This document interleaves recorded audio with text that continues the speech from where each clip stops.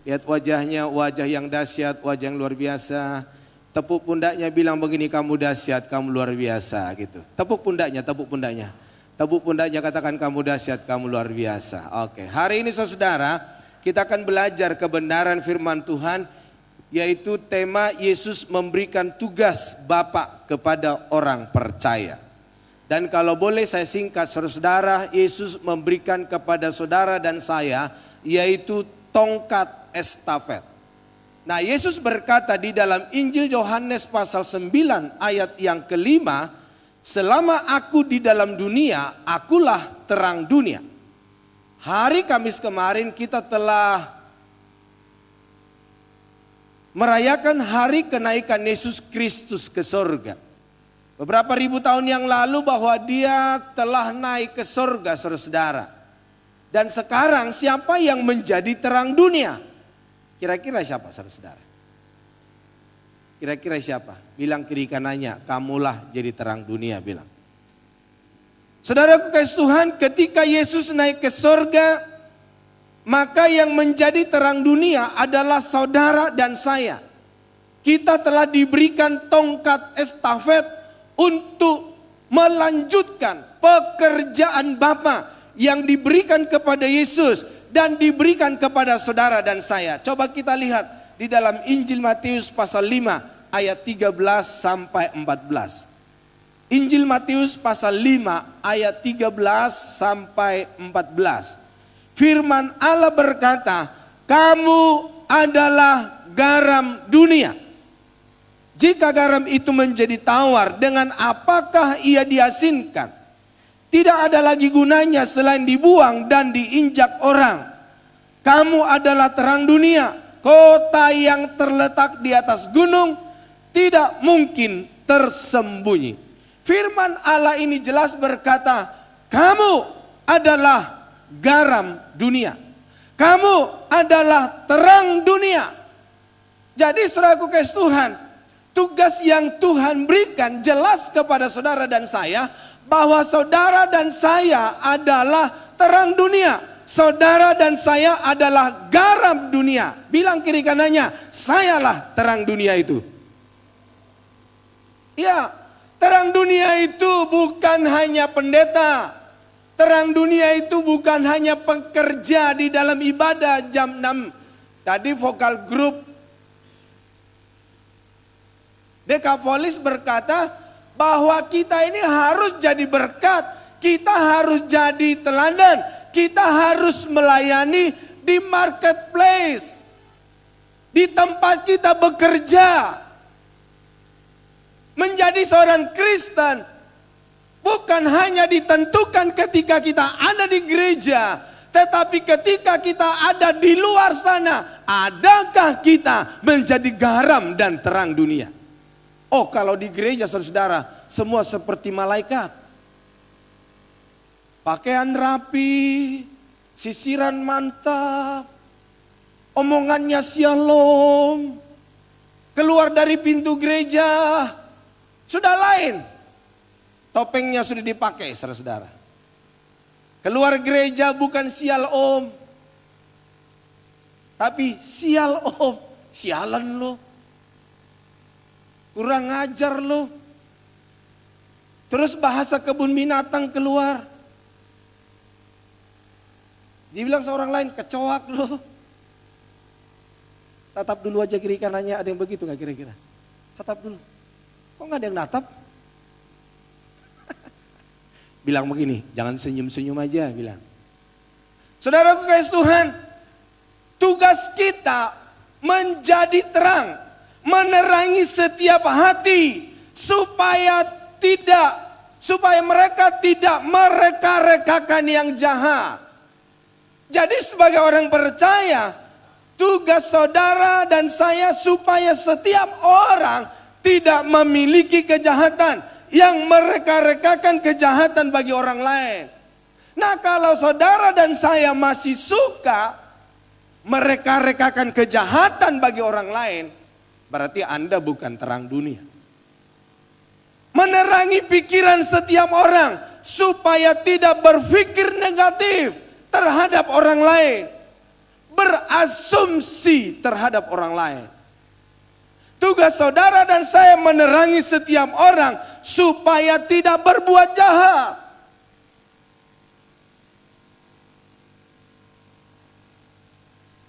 Berarti saudara dan saya juga harus bebas dari perbuatan yang jahat.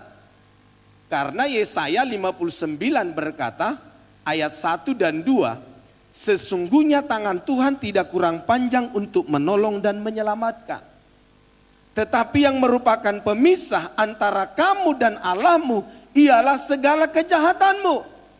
Dan yang membuat dia menyembunyikan diri terhadap kamu ialah segala dosamu. Jadi saudaraku kasih Tuhan, kehadiran saudara dan saya di gereja ini tidak menentukan kita ditolong, dijawab dan dibela Tuhan apa tidak. Tapi ketika kita meninggalkan kejahatan. Karena kejahatan itu merupakan tembok pemisah antara kita dengan Allah. Dan di dalam firman Tuhan itu berkata ayat yang kedua, dosa itu membuat Tuhan bersembunyi terhadap kamu. Jadi setiap orang percaya harus bebas dari segala perbuatan dosa. Kalau enggak saudara, kehadiran kita beribadah, kita berdoa di rumah, kita menyanyi Tuhan, menyanyi buat Tuhan, itu percuma saudara. Karena apa? Tuhan bersembunyi terhadap kita. Itulah sebabnya ada banyak orang Kristen berkata, Pak, saya sudah lama jadi orang Kristen, saya rajin ke gereja, saya datang berdoa, saya beribadah, saya sudah kasih perpuluhan saya, bahkan Pak saya melayani Pak, bahkan saya berkhotbah Pak di kantor Pak, disuruh sama bos saya Pak. Tapi udah 20 tahun Pak saya bergumul, Tuhan gak jawab-jawab doa saya Pak. Cuma pertanyaannya hari ini saudara, adakah kita mereka-rekakan yang jahat? Bagaimana mungkin kita bisa menerangi hati setiap orang, pikiran setiap orang? Firman Allah berkata, kamu adalah garam dunia, kamu adalah terang dunia. Terang dunia supaya kita menerangi setiap langkah setiap orang, supaya mereka tidak berjalan di dalam jalan yang salah. Supaya mereka tidak berjalan di dalam dosa, saudara. Dalam firman Allah berkata, kamu adalah garam dunia. Garam itu saudara dipakai untuk mengawetkan. Yang artinya saudara, garam itu mempengaruhi. Ya, ada banyak orang sudah berkata, kenapa ikan di laut itu tidak ikut asin padahal airnya asin, saudara. Karena ikan itu hidup. Tapi ketika dia mati saudara, maka dia akan ikut rasanya jadi asin. Dan ada banyak suka dengan ikan yang asin. Dan saudaraku kasih Tuhan, jadi artinya saudara dan saya mempengaruhi setiap orang. Supaya apa? Supaya mereka berjalan di jalan yang benar. Mempengaruhi setiap orang supaya memiliki respon yang benar. Mempengaruhi orang supaya mereka memiliki tanggapan yang benar di dalam setiap persoalan dan masalah. Supaya kita mempengaruhi setiap orang, supaya orang itu memiliki cara pandang yang benar. Di dalam Roma pasal 12, di dalam firman Allah berkata, supaya kamu berubah oleh pembaharuan budimu. Kamu dapat mengerti kehendak Allah, apa yang menyenangkan hati Tuhan. Roma 12 ayat yang kedua berkata, janganlah kamu menjadi serupa dengan dunia ini, tetapi berubahlah oleh pembaharuan budimu, sehingga kamu dapat membedakan manakah kehendak Allah, apa yang baik, yang berkenan kepada Allah dan yang sempurna. Khotbah ini sebetulnya bukan lagi untuk saudara dan saya, tetapi khotbah ini sebetulnya menjadi praktek kehidupan di dalam hidup kita. Hari ini tugas kita saudara untuk kita dapat mempengaruhi orang ke jalan yang benar. Jangan malah kita yang ada di tempat ini mempengaruhi orang yang sudah di jalan yang benar, mereka menjadi rusak. Jangan kita yang ada di tempat ini mempengaruhi orang yang sudah setia beribadah, malah kita pengaruhi supaya nggak datang ke gereja. Jangan kita pengaruhi orang lain supaya mereka tidak percaya kepada Yesus Kristus. Tugasmu dan tugasku menjadi garam, tugasmu dan tugasku menjadi terang.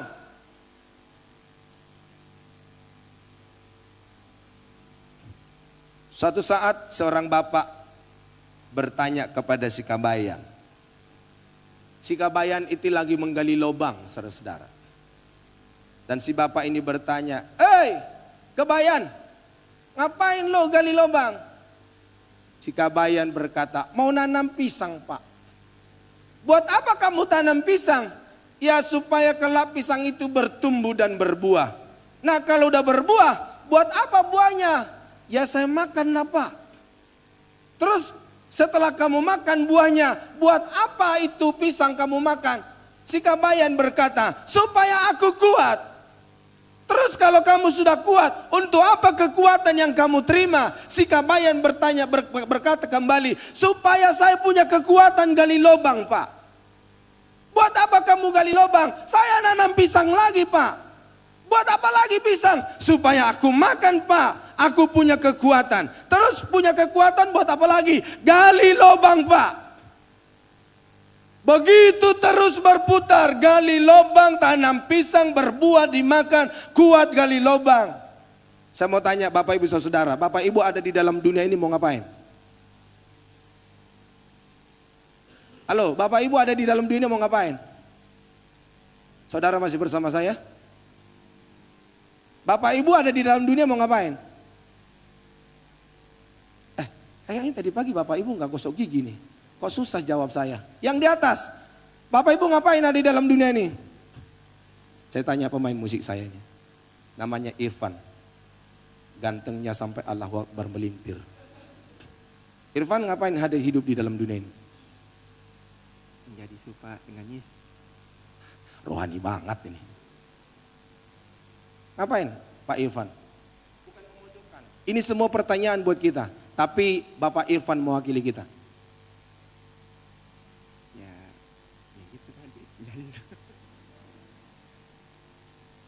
Saya pindah ke sebelah kanan. Ini grup A, grup B. Ngapain? Namamu siapa? Aku lupa.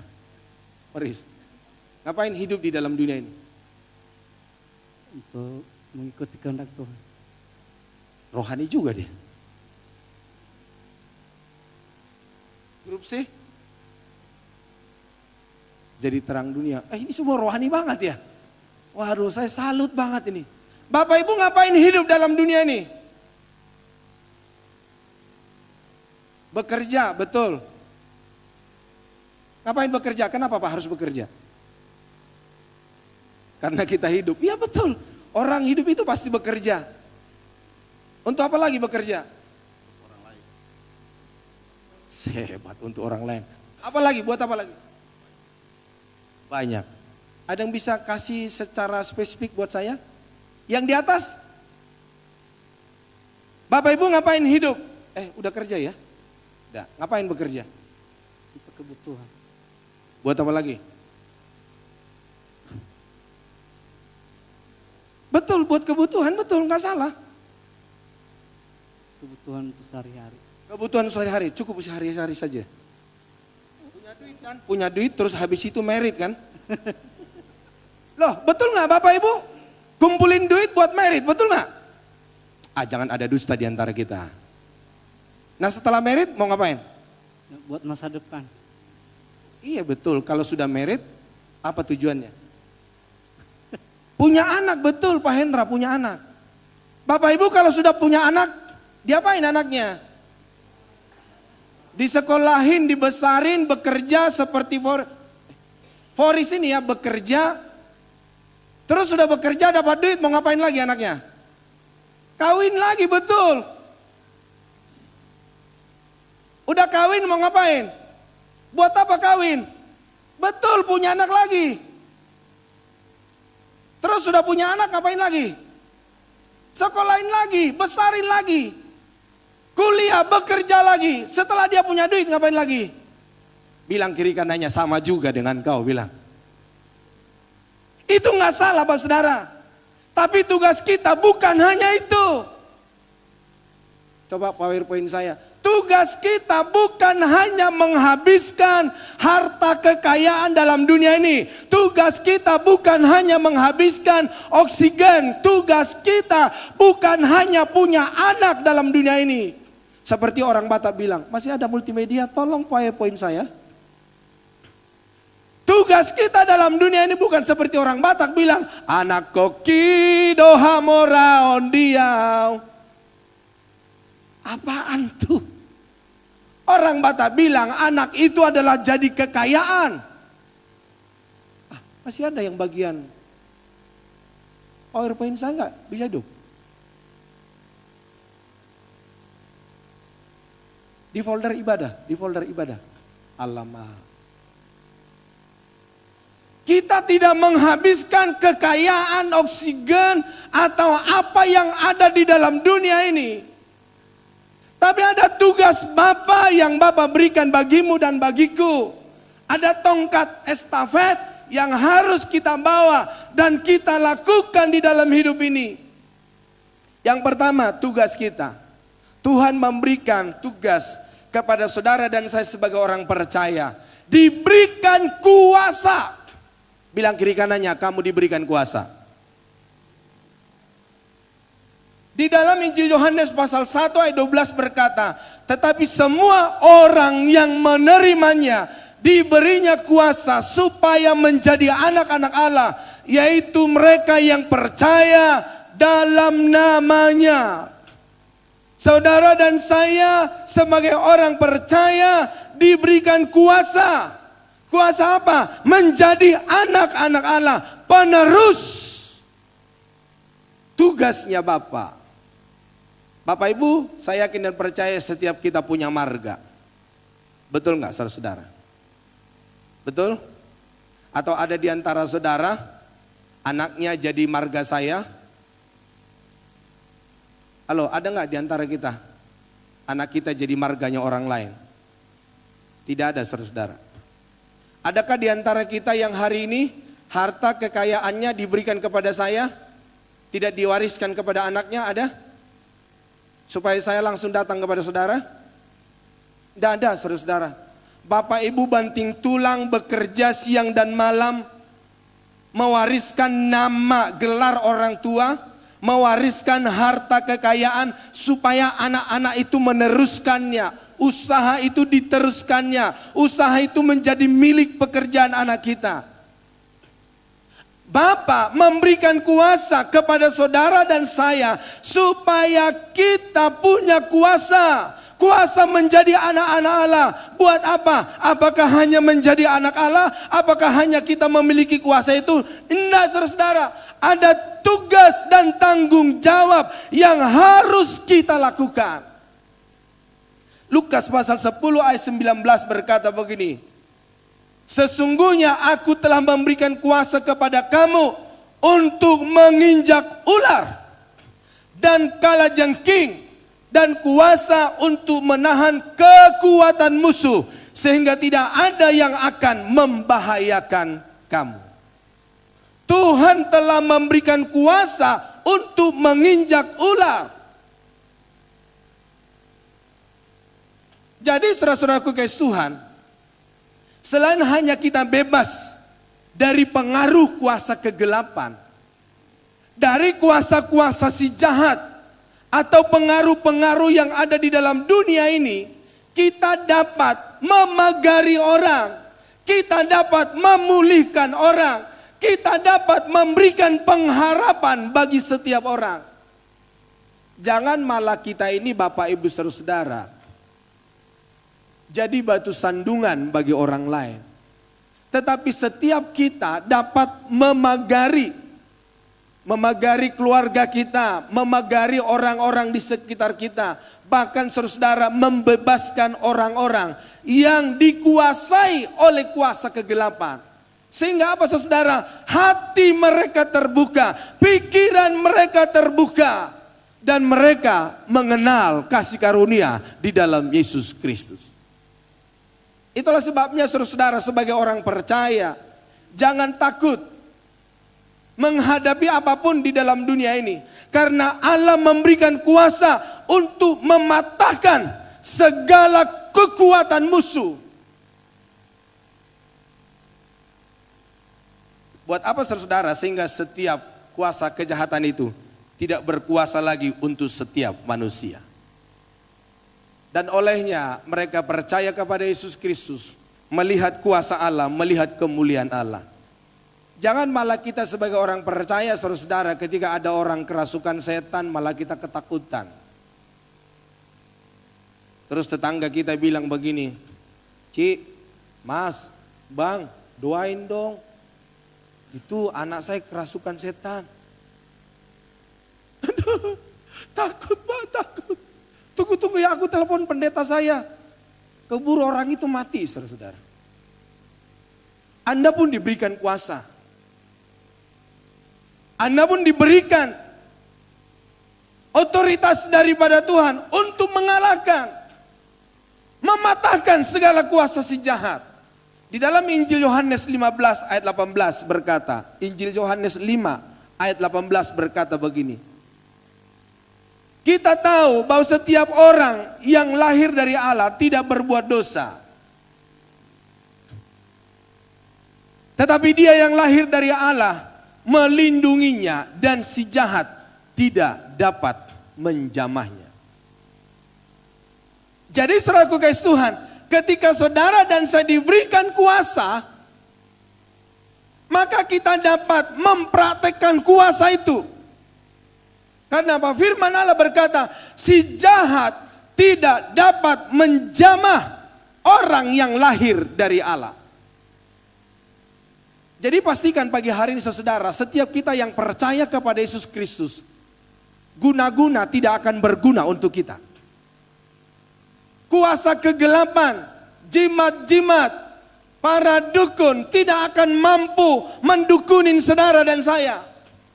Dipelet gak bakal lengket. Tapi kenapa banyak orang Kristen gak dipelet sudah lengket? Karena hidupnya gak beres saudara. Suatu saat seorang wanita muda kira-kira 10 tahun yang lalu, jemaat kita di gereja ini berkata kepada saya, Kak, saya takut Kak. Kenapa kamu takut? Iya Pak, ada seorang pria yang melabuhkan cintanya pada saya. Saya bilang bagus dong. Kan kamu belum punya pacar, belum punya suami. Bukan itu persoalannya Kak. Tapi persoalannya pria itu sudah punya istri, sudah punya anak. Hah? Terus kamu bilang apa? Ya aku tolak lah Kak. Saya ini masih wanita yang waras. Tapi ketika aku tolak, dia bilang kalau kamu tolak, saya akan dukunin kamu. Tolak, cinta ditolak, dukun bertindak. Aku bilang begini, kamu jangan takut. Kalau kamu hidup di dalam kebenaran Allah, kamu gak usah takut. Pelet tidak akan berlaku, jimat-jimat tidak akan berguna atas kamu. Saya bacakan ayat ini, 1 Yohanes 5 ayat 18. Orang yang lahir dari Allah tidak berbuat dosa. Tetapi dia yang lahir dari Allah, Allah yang melindunginya. Si jahat tidak dapat menjamahnya. Allah yang melindungi saudara dan saya. Bukan aparat keamanan yang di luar sana, bukan. Allah yang memberikan perlindungan. Mazmur 38 atau 34 ayat 8. Mazmur 34 ayat 8. Coba Mas Bro.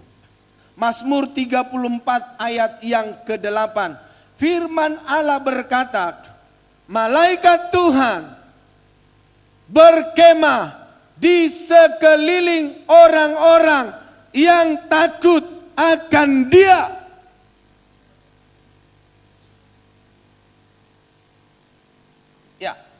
Baca bersama 2, 3. Malaikat Tuhan berkemah di sekeliling orang-orang yang takut akan Dia, lalu meluputkan mereka.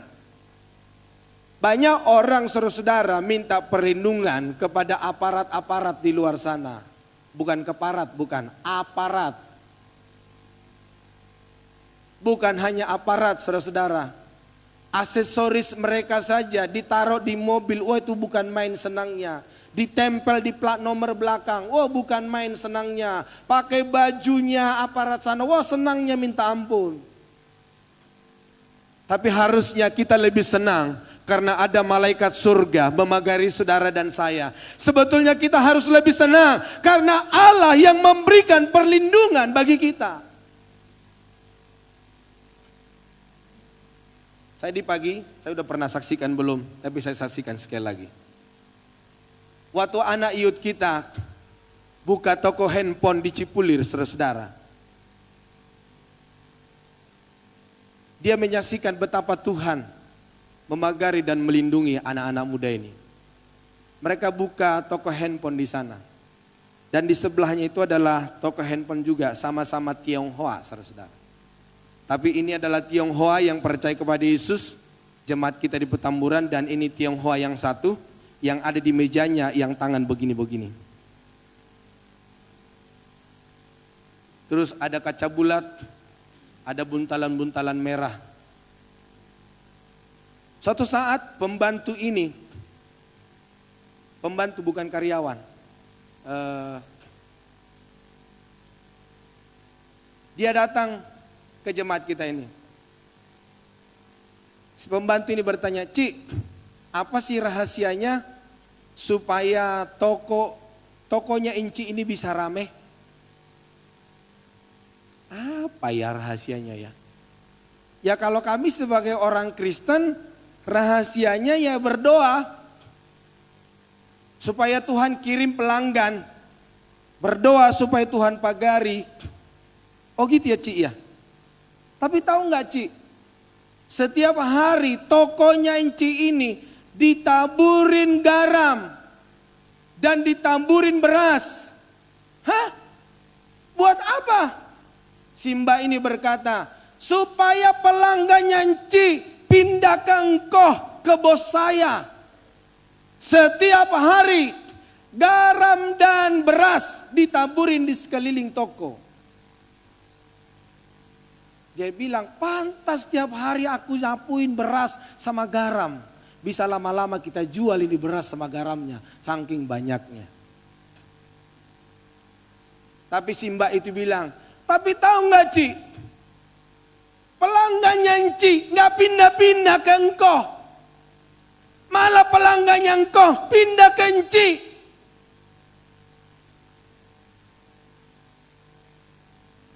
Saya mau berkata kepada saudara, orang yang hidup di dalam kebenaran, orang yang memiliki kuasa, dipelet gak bakal lengket, diguna-guna tidak akan berguna.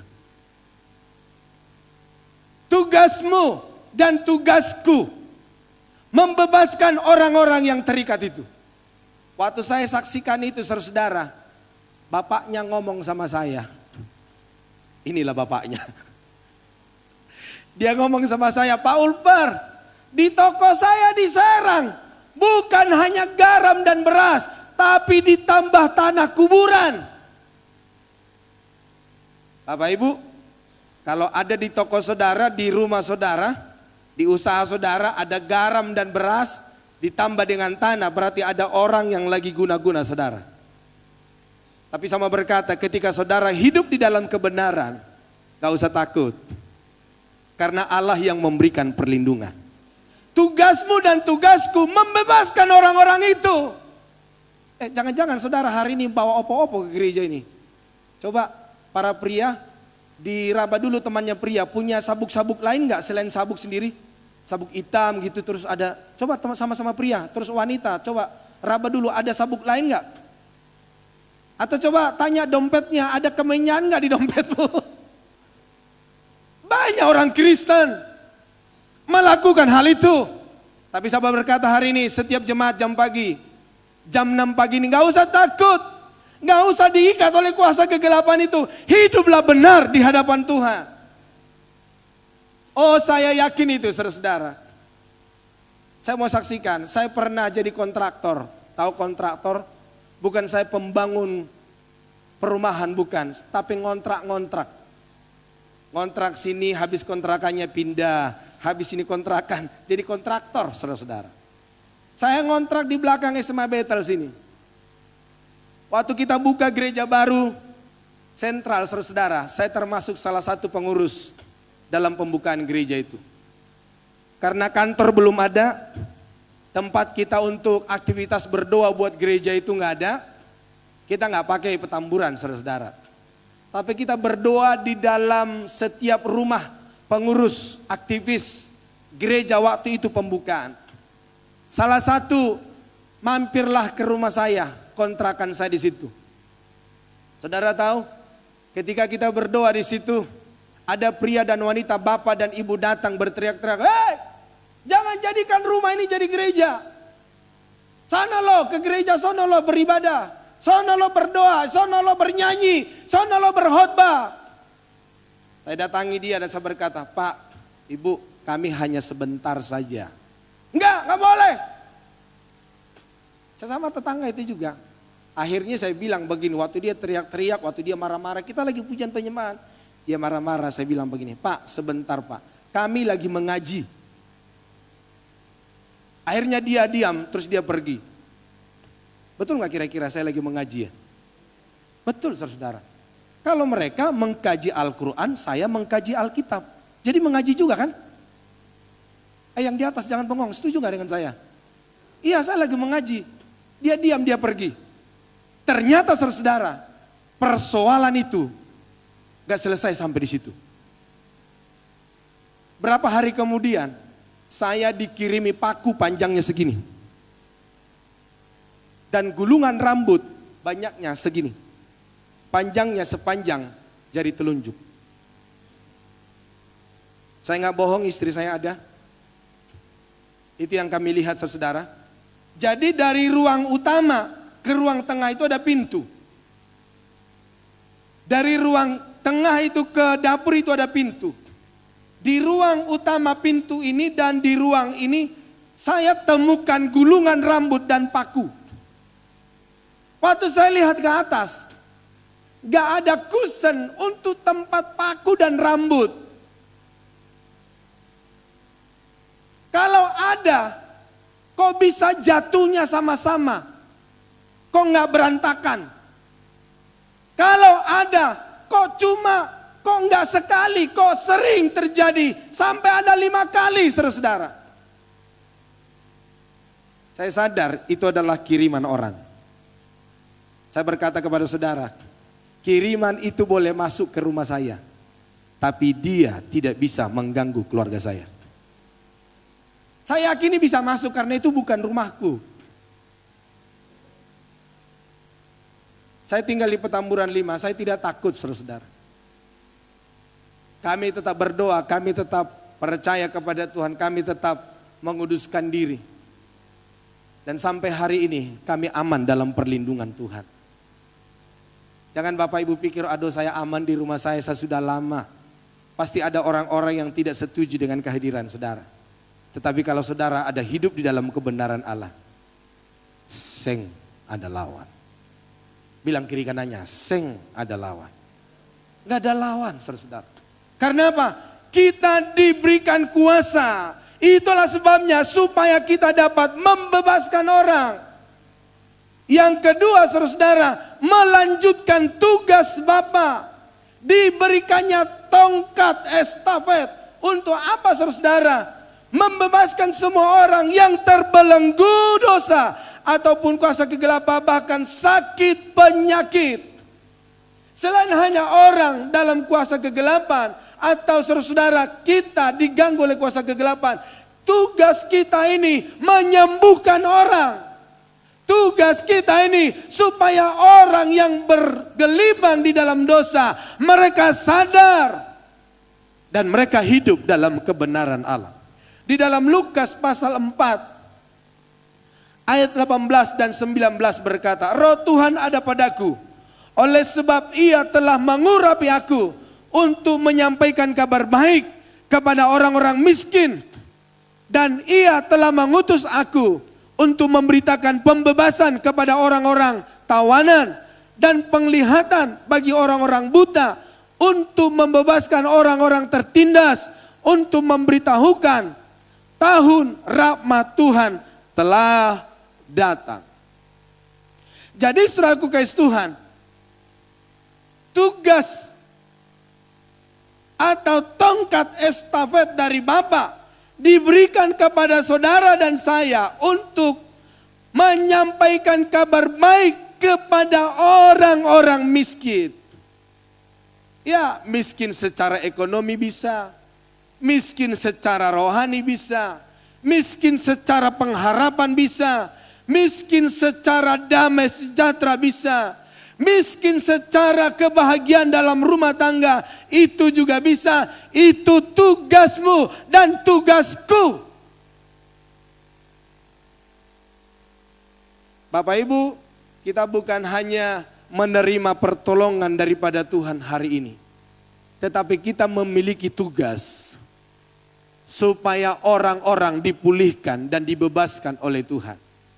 Orang-orang rumah tangganya yang di ujung kehancuran, tugasmu dan tugasku untuk menolong dan membela mereka. Orang-orang yang miskin dalam pengharapan, mereka berkata, ngapain saya harus lahir di dalam dunia ini? Tugasmu dan tugasku memberikan pengharapan bagi mereka.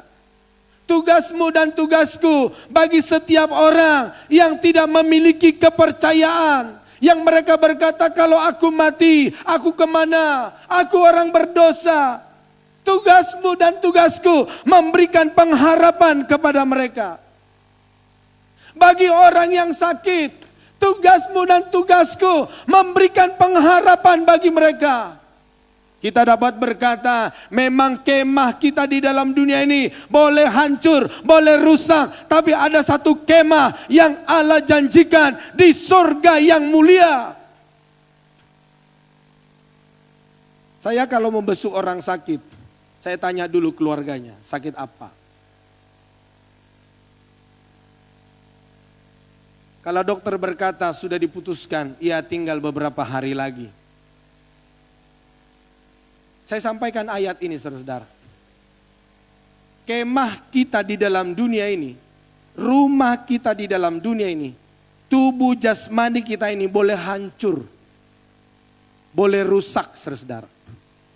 Tetapi ada satu tubuh kemuliaan yang Tuhan sudah sediakan. Rumah kita di dalam dunia ini boleh rusak, tetapi ada rumah di dalam kerajaan surga yang Tuhan sediakan bagi orang yang percaya kepada Dia. Itulah sebabnya jangan kecut dan tawar hati, karena Tuhan telah memberikan janji itu. Kalau masih ada pengharapan, maka saya akan berkata begini. Firman Allah berkata, oleh bilur-bilurnya kamu telah sembuh. Dia tertikam, dia disiksa, dia mati di kayu salib. Oleh penderitaan kitalah yang ditanggungnya. Percaya dalam nama Yesus, kamu disembuhkan. Suatu saat ada seorang ibu yang masuk rumah sakit di Kebun Jeruk. Anaknya itu telepon saya untuk melayani ibu ini. Ternyata ibu ini piansi, saudara. Mati sebelah kiri. Waktu itu umur ibu ini sekitar 70-an lebih. Dan saya berbincang-bincang kepada anaknya, ya dokter berkata cukup lama. Waktu saya datang itu si Inang ini menangis. Terima kasih Amang, sudah datang untuk menjenguk saya. Dia bilang, terima kasih Amang, sudah datang ke tempat ini untuk berdoa buat saya. Saya bilang, iya Inang, sabar, tetap berharap sama Tuhan. Saya beritakan kebenaran firman Allah, saya berkata, oleh bilur-bilurnya Inang telah sembuh. Oleh bilur-bilurnya Inang telah dipulihkan. Waktu saya datang menjenguk Inang ini, Yang dikasih salam saya bukan tangan kanannya. Karena apa? Tangan kanannya itu lagi infus. Dan tangan kirinya itu nggak bisa digerakkan. Akhirnya saya yang menggerakkan tangan saya untuk tepuk-tepuk pundak Inang ini. Dan saya berkata, sabar Inang, tetap berharap pada Tuhan. Saya beritakan kebenaran firman Tuhan. Dan saya berkata, oleh bilurnya Inang telah sembuh. Akhirnya saya berdoa saudara-saudara. Saya ini bukan seorang hamba Tuhan yang memiliki karunia kesembuhan, berdoa untuk orang lain dan orang itu sembuh dan pulih. Dan saya berdoa saudara-saudara. Saya berkata dalam nama Yesus Kristus, jadilah sehat, jadilah sembuh, jadilah pulih. Itu tugas saya. Karena aku percaya Tuhan memberikan kuasa bagi saya. Menyembuhkan orang, tugas saya Tuhan berikan kepada saya untuk melanjutkan tongkat estafet, membebaskan orang dari keterikatan penyakit. Dan aku berdoa dalam nama Yesus. Setelah berdoa saya enggak hiraukan saudara apakah yang terjadi. Yang penting tugas saya sebagai orang percaya sudah saya lakukan. Waktu saya ngomong-ngomong sama anaknya. Si Inang itu angkat tangannya, usap air matanya. Hah? Saya bilang, Inang bisa angkat tangannya. Biasanya kita manusia kita bilang, itu kebetulan. Saya pun pikir, itu kebetulan. Terus aku bilang lagi sama Inang, Inang coba sekali lagi usap mukanya. Diusap saudara. Orang lain berkata begini, kesaksian itu benar kalau 2-3 kali atau 2-3 orang menyaksikannya. Atau kejadian itu terjadi 3 kali. Saya bilang lagi begini, Inang sekali lagi angkat tangannya, usap mukanya. Inang itu angkat tangannya, usap mukanya. Aku bilang, Inang sembuh, Inang sembuh, Inang sembuh. Saya heboh sendiri. Saudara tahu, 2 hari kemudian Inang itu pulang ke rumah dan dia bisa jalan. Kok gak ada yang bilang amin? Udah gak usah pelototin saya. Bukan saya yang melakukan, Tuhan yang melakukan. Tuhan memberikan kuasa, Tuhan yang bekerja. Dan saudaraku kasih Tuhan, tugasmu dan tugasku. Jangan bilang begini, Pak saya bukan siapa-siapa Pak. Memang kita gak siapa-siapa. Tetapi Tuhan menjadikan kita jadi siapa-siapa.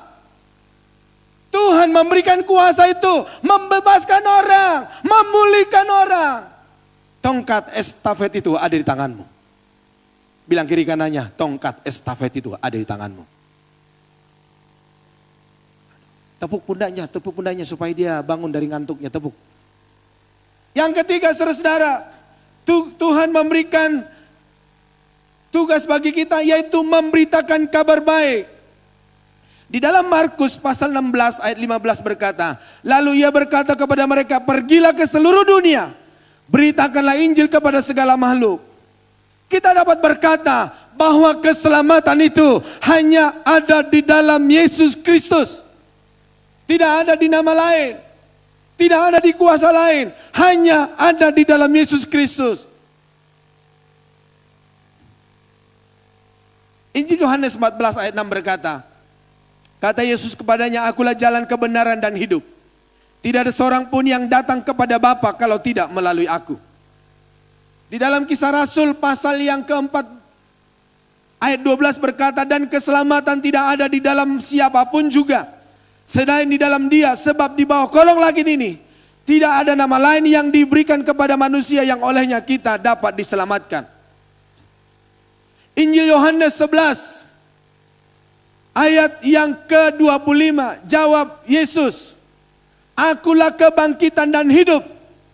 Barang siapa percaya kepadaku, ia akan hidup walaupun ia sudah mati. Tugasmu dan tugasku menyampaikan kabar keselamatan itu. Tugasmu dan tugasku menyampaikan kabar sukacita itu. Supaya setiap orang percaya akan Yesus, atau setiap orang mengerti dan tahu keselamatan hanya ada di dalam Yesus Kristus. Saya tidak akan berhenti-berhenti menyaksikan Tuhan Yesus kepada orang-orang yang ada di sekitar saya. Bapak Ibu tukang minuman yang ada di sebelah, saya sudah pernah menyaksikan Tuhan Yesus. tukang siomay yang ada di situ, saya pun sudah pernah menyaksikan Tuhan Yesus. 2 supir kita, 3 yang tidak seiman dengan kita. Sementara kita jalan, aku menyampaikan kabar sukacita. Beberapa tahun yang lalu sudah mati 1. Tapi di ujung kematiannya, dia memanggil temannya sesama supir, yaitu orang Kristen yang menjadi driver di gereja kita. Di hari hidupnya dia panggil sahabatnya untuk berdoa buat dia. Dan akhirnya dia meninggal. Tapi selama dia masih hidup, saudara-saudara, ketika kita mau jalan, mau besuk, dia selalu mengingatkan kita, Om, belum doa. Kalau dia sakit, dia merasa sakit, dia berkata begini, Om, doain saya supaya saya. Memang dia nggak ke gereja, saudara-saudara. Tetapi dia percaya akan Yesus. Saya yakin, saudara-saudara, dia akan masuk surga. Karena apa? Di ujung kematiannya, dia masih ingat sahabatnya untuk doain dia. Supir kita yang baru sekarang, waktu saya sampaikan kabar sukacita Tuhan Yesus, dia berkata begini sama saya, Om, saya sudah sering dengar itu. Waktu dia bilang begitu, saya tetap beritakan bahwa keselamatan hanya ada di dalam Yesus. Pengampunan hanya ada di dalam Yesus. Keselamatan hanya di dalam Yesus. Oh, waktu dia sehat, gak mau dengar, aku sudah sering dengar itu. Tapi saudaraku kasih Tuhan, Tuhan izinkan dia piansui ringan. Aku datang besuk dia ke rumah sakit Pelni. Ada istrinya, ada anaknya, aku berdoa. Dia pulang ke rumah sama teman-teman. Teman-teman gak berani berdoa, bilang aku berdoa, kita berdoa. Setiap kali kita pergi melayani saudara, kadang kita lupa berdoa sebelum kita jalan. Dia yang selalu mengingatkan kita sekarang, Om, kita belum doa. Padahal dia lebih tua dari saya, dia panggil saya Om. Dan saya kena percaya, Yesus sudah mulai melekat di dalam hatinya. Setiap kali dia merasa sakit, Om, rasanya sakit Om, doain Om, kita berdoa buat dia. Ketika kita berdoa di dalam mobil saudara, dia suka bilang, amin, amin, amin, amin. Karena firman Allah berkata, saudara, tugas kita hanya menyampaikan. Orang itu mau percaya atau tidak, itu tugasnya Bapa. Halo? Mau ada pembantu saudara, mau ada supir saudara, jangan berdebat masalah agama. Agama tidak menyelamatkan. Yang penting orang itu dengar tentang Yesus Kristus. Halo? Tukang jahit, saya juga sudah beritakan Injil. Kalau Bapak Ibu keluar gereja, si mbah yang jualan apa itu namanya pecel, Bapak Ibu sudah beritakan Injil belum? Jangan cuma makan pecelnya doang. Atau kalau Selasa itu dia ada di sini, atau yang siang-siang itu satu rumah mereka berdua, Bapak Ibu jangan hanya makan pecelnya. Tapi Bapak Ibu sudah kabarkan Tuhan Yesus belum? Saya pun sudah pernah beritakan Yesus kepada dia. Yang penting saya sudah beritakan. Mau dia percaya mau enggak, itu urusannya Tuhan. Karena firman Allah berkata, setiap firman yang kita taburkan tidak akan pernah kembali dengan sia-sia. Saudaraku yang terakhir, tugas kita adalah amanat agung Tuhan Yesus. Menyampaikan amanat agung, melakukan amanat agung. Dan itu bukan pilihan, itu tugas kita sebagai orang percaya. Kita harus sampaikan kepada setiap orang tentang Injil Yesus Kristus. Jangan kita berkata begini, Pak, memberitakan Injil, tugasnya penginjil, tugasnya pendeta, tugasnya pengerja gereja. Enggak, saudara, tugasnya setiap orang percaya. Bagaimana Pak? Saya nggak bisa berkhotbah Pak. Saya nggak tahu banyak Alkitab Pak, kayak Pak Pendeta. Gampang saudara. Saudara mungkin nggak tahu tentang Alkitab, tetapi saudara pernah berjumpa dengan Tuhan. Saudara bisa menyaksikan begini, 3 hal. Saksikan begini. Dulu siapa kita? Contoh begini. Dulu itu saya tukang selingkuh. Saya datang ke gereja bukan cari Tuhan, tapi mencari wanita. Siapa yang mau saya selingkuhin? Ternyata ada teman saya di gereja ini seperti itu. Dia ngomong saya, Pak Ulper tahu nggak? Sebelum saya di SPY, sebelum saya diubahkan, saya datang ke gereja. Siapa yang wanita yang bisa saya ajak tidur? Doa saya tidak ada di tempat ini hari ini seperti itu. Dia ngomong sama saya. Untung Bapak selalu ngomong sama saya, ikut SPY, ikut SPY, ikut SPY. Dia dipulihkan, saudara. Jadi kita bisa menyaksikan siapa kita dulu sebelum kenal Tuhan. Apakah tukang judi? Apakah kita ini melakukan kekerasan dalam rumah tangga? Apakah kita ini wanita nakal, pria nakal, bapak-bapak nakal, ibu-ibu nakal? Kalau suami bisa melakukan, aku juga bisa lakukan. Tapi enggak lagi sekarang ya, enggak ya. Doa saya supaya kita semua orang diubahkan. Kita menyaksikan hidup kita zaman dulu. Nah, yang kedua, kita menyaksikan ketika kita ada di dalam Yesus. Setelah saudara percaya Yesus, sungguh-sungguh di dalam Yesus, apa yang terjadi di dalam hidupmu? Itu saksikan kepada orang lain. Dan yang terakhir, setelah kita ada di dalam Yesus, yang terakhir, kita bilang begini, sekarang saya menjadi berkat untuk orang lain. Sekarang saya memiliki kepastian kalau saya mati, saya masuk surga. Saya sekarang jadi berkat. Saya sekarang menjadi kesaksian bagi orang lain, menolong orang lain. Kira-kira saudara-saudara, banyak Alkitab tahu tentang kesaksian yang saya katakan tadi? Kita perlu hafal Alkitab. Gampang. Hidup kita masa lalu, masa sekarang, dan yang akan datang. Apa yang telah kita lakukan sekarang? Saya sudah berubah, saya telah dipulihkan. Rumah tangga saya sudah pulih, keluarga saya sudah pulih. Pekerjaan saya diberkati oleh Tuhan. Dulu apa yang aku lakukan? Hancur. Tapi sekarang setelah aku terima Tuhan Yesus, aku hidup dalam kebenaran. Apa yang aku lakukan? Tuhan berkati. Gampang saudara-saudara. Ya kalau enggak saudara, kesaksiannya begini. Di dalam kekristenan, keselamatan itu pasti. Coba baca dalam 1 Tesalonika 4. 1 Tesalonika 4. Ya sedikit lagi, saya lebih 1 jam berkhotbah, maafkan saya. Tapi saya harus selesaikan supaya kita semua pulang dari tempat ini punya pengharapan. 1 Tesalonika 4 ayat 14 dan 16 dan 17. Firman Allah berkata, karena jikalau kita percaya bahwa Yesus telah mati dan telah bangkit, maka kita percaya juga bahwa mereka yang telah meninggal dalam Yesus akan dikumpulkan Allah bersama-sama dengan Dia.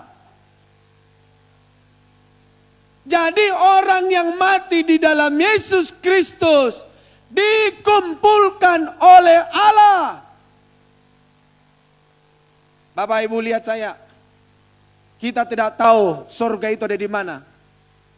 Apakah dekat dengan pasar MB? Kita tidak tahu. Apakah itu dekat lampu merah Selipi? Kita tidak tahu. Apakah ada surga di situ? Tapi yang kita tahu bahwa Allah kelak mengumpulkan kita dan kita dimasukkan dalam kerajaan surga. Itu janji firman Allah.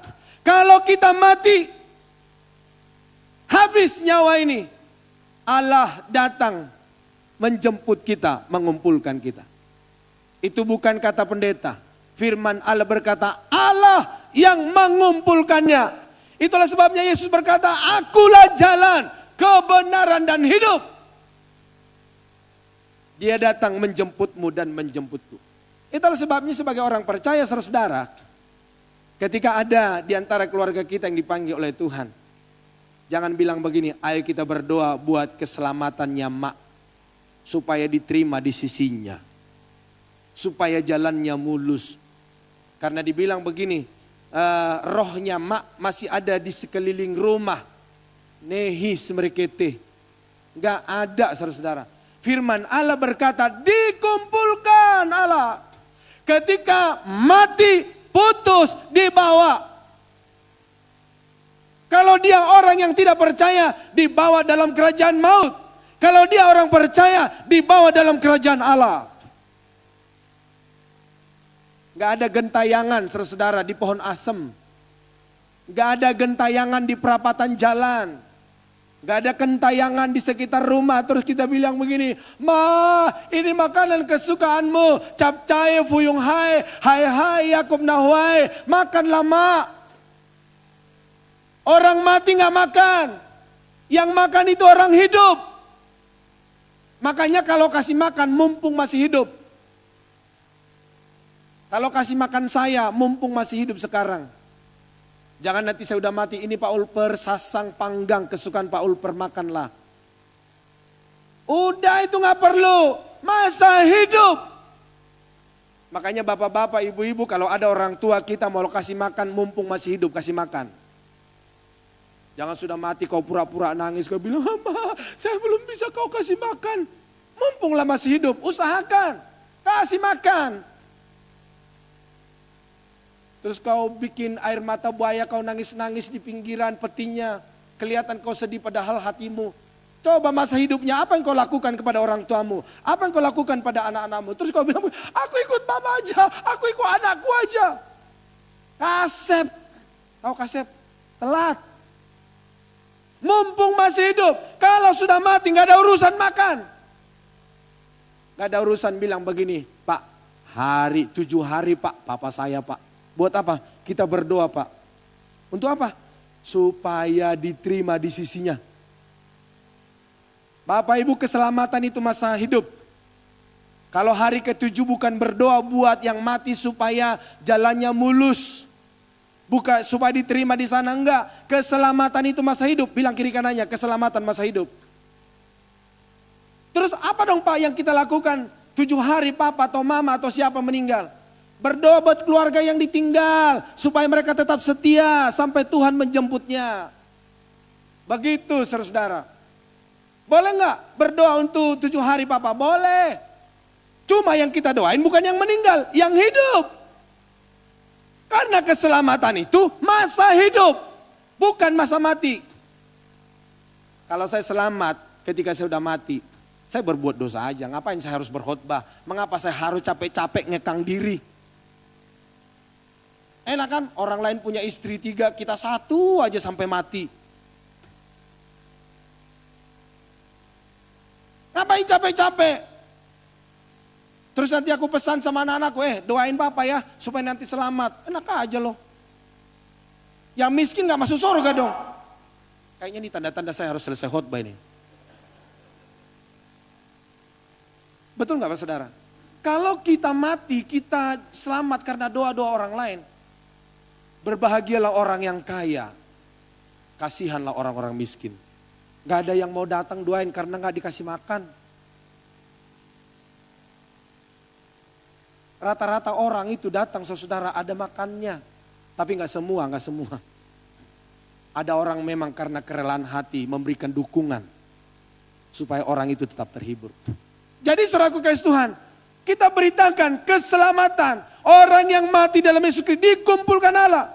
Sebab pada tanda diberi ayat yang ke-16. Yaitu pada waktu penghulu malaikat berseru dan sangkakala Allah berbunyi. Maka Tuhan sendiri akan turun dari sorga. Dan mereka yang mati dalam Kristus akan lebih dahulu bangkit. Sesudah itu kita yang hidup, yang masih tinggal akan diangkat bersama-sama dengan mereka. Dalam awan menyongsong Tuhan di angkasa. Demikianlah kita akan selama-lamanya bersama-sama dengan Tuhan. Ketika Tuhan datang yang kedua kali, orang yang mati itu akan lebih dahulu bangkit. Kalau kita yang hidup, kalau nanti 1 menit kemudian Tuhan datang, kita ini diangkat hidup-hidup, kita diubahkan dalam tubuh kemuliaan. Di kepercayaan lain tidak ada. Di agama lain tidak ada, saudara-saudara. Di rasul lain tidak ada, di nabi-nabi lain tidak ada. Hanya ada di dalam Yesus Kristus. Itulah sebabnya hari saudara, tugasmu dan tugasku bukan hanya menikmati kasih karunia anugerah Tuhan. Beritakan itu kepada orang lain. Sehingga firman Allah berkata, upahmu besar di sorga. Mari kita tundukkan kepala, kita datang pada Tuhan. Haleluya.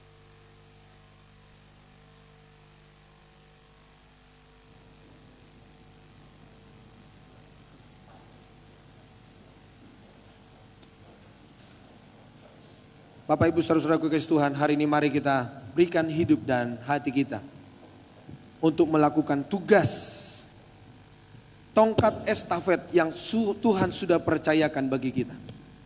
Untuk kita melakukan tugasnya.